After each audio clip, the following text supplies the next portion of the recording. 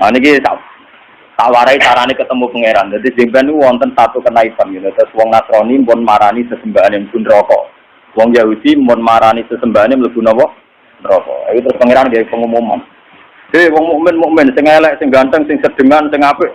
Kowe sik ning kene wopo kabeh anut pangeran, anut pangerane. Jadi kula ngenteni pangeran kula. Lha pas pangeran muncul saking gobloke meni nak ulah bilah wapun.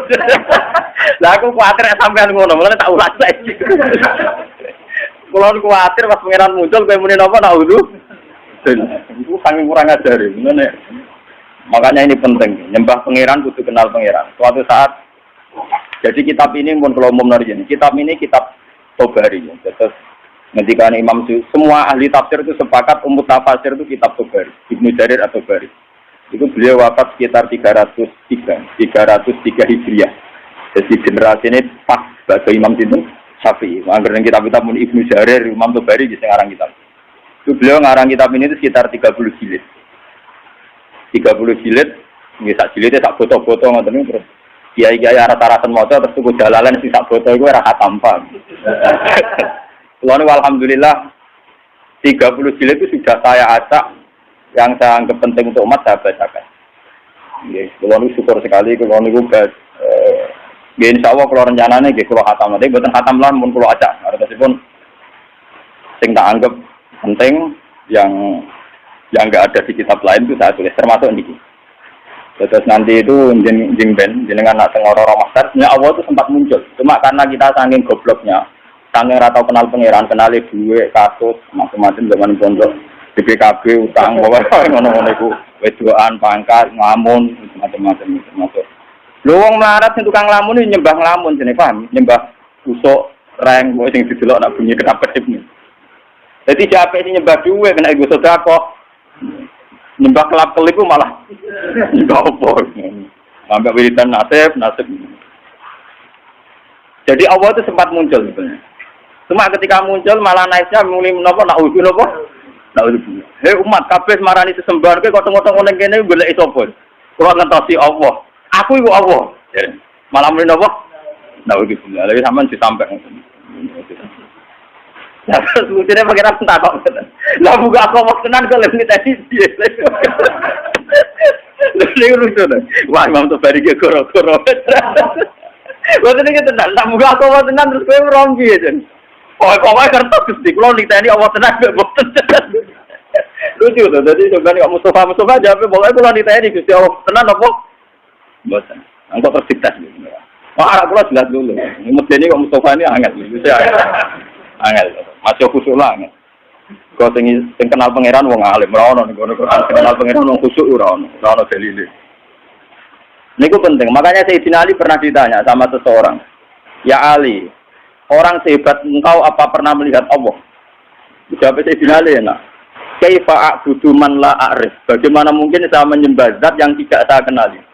Kaifa a'budu man la a'rif? Bagaimana mungkin saya menyembah zat yang tidak saya kenali? Itu tidak masuk akal. Jadi menurut Sayyidina Ali, orang menyembah Tuhan kok tidak kenal itu tidak masuk akal. Jadi seperti yang kita lakukan sekarang, itu cara Sayyidina Ali betul apa? Betul masuk akal. Misalnya begini, ini contoh paling mudah nih. Makanya yang orang hikam pernah bilang secara ekstrim, siapa yang tidak pernah mukasafah di dunia, itu ditakutkan suul khotimah. Karena dia kenalnya Tuhan itu nanti keliru. Pas orang-orang masar itu apa? Keliru. Yang Allah betulan sina'udzubillah, yang tidak Allah dikejar. Nah, itu ceritanya wong kafir ngoten. Terus Isa itu ngaku Tuhan, terus pangeran menciptakan satu malaikat yang persis Isa. Terus ini dinut. Bareng dinut mayune nang arah neraka. Akhirnya kecemplung nopo? Neraka. Mungkin ujar ke ngoten, mayu neraka akhirnya nyemplung nopo blodro. Walhasil nopo? Akhirnya pangeran dia pengumuman ya tabaqallah. Hadis ini sudah saya cek, artinya sudah saya bandingkan di Muslim, di Bukhari, memang tidak ada masalah. Memang matanya yang beda tapi intinya sama. Ini hadis ini sobat. Sudah saya cek secara akademik di beberapa hadis 6 itu yang jadi mutamatul hadis.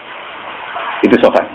Terus ketika Allah muncul itu, para umat, orang-orang sudah mengikuti Tuhannya, lalu ngapain kamu masih di sini? Saya nunggu Allah Tuhan kami. Saya ini Allah, jadi malah jawabin Allah.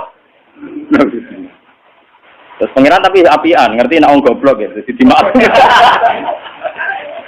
Ya pengiran tak ada lucu. Apa kalau saya tuh, lalu kalau Allah betul muncul, apa kamu niteni? Nggih Gusti, pede jawab napa? Nggih Gusti. Niku monggo dipenggalih dadi nanti sampean nggo persiapan nek ora masar pun niteni piye supaya napa ora keblon. Maka penting aja nglakoni wae apa roe tamanita khoda ilahahu hawa. Jangan sampai menuhankan apa hawa nafsu. Misalnya menuhankan duit, pangkat, popularitas, termasuk menuhanno aras-arasen. Iku yo penyakite wong melarat itu aras-arasen. Penyakite wong sugih seneng duit. Nah, pejabat seneng napa? Pangkat. Aras-arasen yo penyakit. Wong turu yo enak, nganggur yo napa? Enak. Ana jare kanca kula sing melarat, donya curang. Foto-foto turu esuk nang sugih daerah di nganggur. Lah bisa apa? Lah dia turu tapi tokone buka. Lah aku turu tenan ora harus dibuka. Asline donya aku curang. Foto-foto turu sing sugih dihukumi ra nganggur, aku dihukumi nganggur. Niku jare nang sugih turu tokone napa? Buka. Jadi agak nganggur. Apa turu nganggur tenan. Ora ono sing buka. Ora ono napa? Buka. Mboten iki tenan ya. Kalau juga setting cerita. Walhasil terus Allah masih tanya, masih baik. Apa kalau saya sebagai Allah memunculkan satu ayat, terus kamu kenal? Kata mereka, iya Gusti kenal. Orang munafik ngaku. Saya di dunia meskipun munafik, sesembahanku pangeran. Allah, pangeran ngetes. Ya sudah, kalau gitu kamu sujud. Wah, ini pas sujud, ini kaku, awake ini topan wahidan, ini kados blabak sing tunggal. Itu labil sekali ketika dia sujud malah geblak. Makanya Imam Tobari sebagai ulama tafsir dia nafsirkan ini di ayat ketika mereka disuruh sujud wa yutauna ila sujudi fala yastati'un khasyiatan absaruhum tarhaquhum napa lillah. Jadi waqad kan yutauna ila sujudi wa hum salimun. Fadzarni wa may yukadzibu bi hadzal hadis. Bersamaan ngertos manane Quran. Memang dari awal Quran ngendikan fadzarni wa may yukadzibu bi hadzal. Dadi malaikat kon mirip kabeh. Yo malaikat mirip kabeh itu urusanku pribadi ya. Mulai paling ngeri mergo ngadepi pengiran langsung. Fadzarni mongko ninggalo sira ni ingsun. Wa may yukadzibu bi hadzal hadis. Malaikat sing tukang ngisap, tukang nyatet saiki mirip kabeh iki urusanku mbek wong-wong ngaku mukmin tapi ora jelas. Bareng ketemu wong munafik, ketemu wong macam-macam. Aku iki Allah. Dia sempat kenal, orang munafik sempat kenal. Ya Gusti, Engkau Tuhan kami. Saya tidak percaya kalau kamu menyembah saya betulan. Mungkin Anda menyembah saya karena riya, karena basa-basi, karena rutinitas. Enggak Gusti, pengiran ngetes. Saya ngetes ke sujudnya. Orang sujud, dia sujud geblak. Tidak sujud apa? Lagi disebut waqad kanu yata'una ila sujudi hum salimun. Ketika ning dunya kon sujud, dekne ijek selamat ora sepenuh hati. Saya kon sujud gak gelem. Ya. Saya kon sujud apa? Gak gelem. Makanya ini dipakai nafsiri ayat tadi. Dipakai nafsiri ayat ketika mereka disuruh sujud wa yata'una ila sujudi fala yastati'un. Mereka tidak mau. Jadi ini nanti dipakai nafsiri ayat itu. Khasyiatan absaruhum tarhaquhum lillah. Ayo sudah pengenan terus gampang ditanya ini. Berarti sujudnya ada murni, sulpo non rokok. Nah, makanya mumpung jenengan ini belum kena hisab. Tak warai ya. Caranya sujud sing murni ora kok suwe-suwenan sujud sebagai ngecap mboten gampang ya. Ini urusan suwe-suwenan kalian nganggo karpet nopo mboten. Jadi iki mana cara nyanyian ku sujud suwi kok ora ngecap. Wah karpet ku halus dadi ora. Wah iku terus nakalan ukuran kok ngono iku ukuran opo. Ngeten kula warai iki. Kata sujud itu sebetulnya di Al-Quran itu digunakan berkali-kali. Dan inti maknanya itu ketundukan sama semua kersane Allah Subhanahu wa Ta'ala. Meskipun kersane Allah itu kadang tidak sesuai nafsu kita, tidak sesuai keinginan kita. Sujud yang kayak di sholat itu sudah sujud ritual mahdoh yang memenuhi aturan-aturan fisik. Itu beda dengan sujudnya hati yang tidak terkait dengan aturan-aturan fisik. Jadi misalnya gini, kalau contoh dari fikih dulu. Kalau kita sholat, itu kata Rasulullah, umir tu an asjuda ala sabati argumen. Kita ini disuruh sujud, ada 7 anggota tubuh yang harus sujud. Ini wajabah, wal yaden, wal rukbaten, wal kodamen. Ala sabati argumen. Jadi mulai batuk, 2 telapak kaki, dengkul kalih, kalian kodamen. Terus orang-orang fikih nambahi syarat sahnya ma'atahamulin yasirin. Agak ditekan. Orang kekuat, orang itu dipancat. Mana nak? Kiai-kiai sing fanatik ngono. Sujude muridnya kok sikile angga-angga duduk dipancat goblok. Mulane kiai-kiai pondok iku sajadahe cepet ngecap ning dengkul lek napa sikil. Mergo syaratnya kudu napa? Dipancat. Macam ya Mang Orang fikih itu nambahi syarat ma'ata hamulin yasir, sedikit ditekan. Terus untuk jabha syaratnya tidak ada penghalang. Jadi misalnya langsung badu kena gon sujud. Ya badu harus kena gon sujud. Cuma itu udah harus baduk semua. Potong kiai semua nanti kamu mau ngaji ngeten mboten niku gak bisa berlebihan. Pokoknya sujud lah. Nah, kalau ora fanatik kula lagi biasa mawon. Mergo carane. Nah ini yang secara fisik aturan fikih. Jadi itu 7 anggota itu harus nopo? Sujud. Mata hamulin yasir ditekan. Tapi kemudian ada aturan-aturan secara rohani. Ini hubungannya jenengan dengan pangeran. Ini saya contohkan paling gampang. Ketika saya punya uang 1 miliar, atau saya punya anak yang saya cintai, atau punya istri yang saya cintai, atau punya jabatan yang saya cintai, saya itu tidak pernah janggal. Misalnya saya punya anak itu tidak pernah janggal. Kenapa saya punya anak? Saya ada ikut bikin jantungnya, bikin hatinya, bikin matanya. Kok tahu-tahu itu milik saya? Saya punya istri. Orang melok rumah mulai cilik, ora bisa ngatur jantungnya, orang melok ngatur pernapasannya, paru-parune, ngerti-ngerti dikeloni, dagu, itu bojoku. Kita ini tidak pernah janggal ketika dikasih, ketika mempunyai, paham ya? Tapi ketika itu diambil Tuhan, anak kita diambil Tuhan, istri kita diambil Tuhan, harta diambil Tuhan. Kenapa ya Allah, engkau memberi musibah ke saya? Itu mesti pangeran janggal cek goblok, gue pas gue rabok takokno, pasti lang bok takokno, sama-sama janggal. Kalau kita bersama-sama, coba apa alasan Anda punya? Apa gue malah game meripati bujum, game meripati anak? Apa alasan Anda punya? Loh, aku yakin Gus Wargo lewat paham saya ini. Mulane gunane ulama benerang detail. Loh kalau sama-sama janggal, kamu punya juga harus janggal. Apa alasan Anda punya coba? Apa kamu menciptakan jantung istri Anda, anak Anda? Apa kamu menciptakan orang ini mencintai Anda sehingga kamu merasa punya? Tapi ketika hilang kamu janggal. Bukan curang sini. Harusnya saat kita punya itu juga janggal. Kalau kowe fair ngakoni nek Allah sing duwe. Bojo bekeloni paling banter umur 20 tahun. Iku anake wong yang mengatur sistem pernapasan, jantung dan semuanya pangeran. 20 tahun wae pangeran. Bareng diakatno kowe celek itu mbak aku wae. Bareng mbak aku wae mati kebok tuang isi. Kenapa Gusti kula sing untuk musibah orang lain tidak? Makanya Rasulullah itu hebat. Makanya wong sing roh nabi tenanan tetep ulama, orang khusus kamu ngandel dulu. Untuk kamu kan, wes sama dia rata syafaat gak mesti suaraku pun terus ngomong.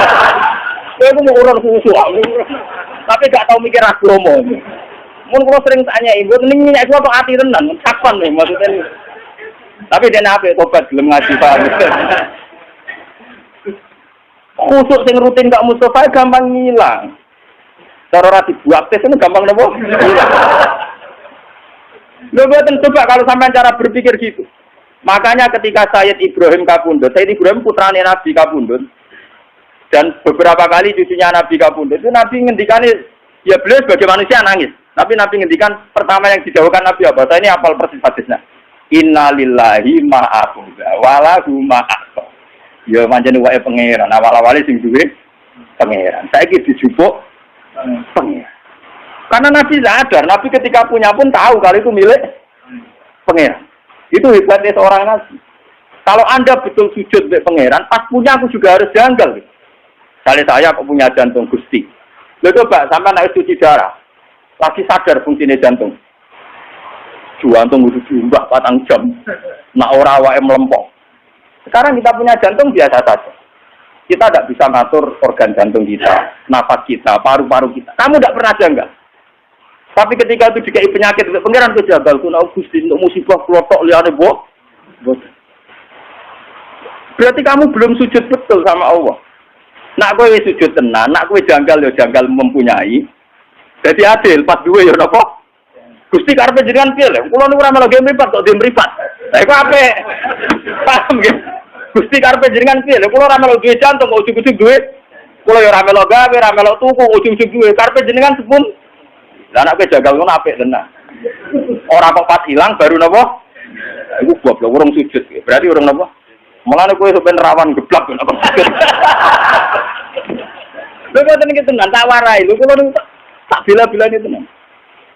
Kula niku mboten sombong. Kula tumbas kitab niki niku teng Pasuruan saking angile golek. Wonten sing crito. Gus wonten Gus tiyang gadah kitab niki.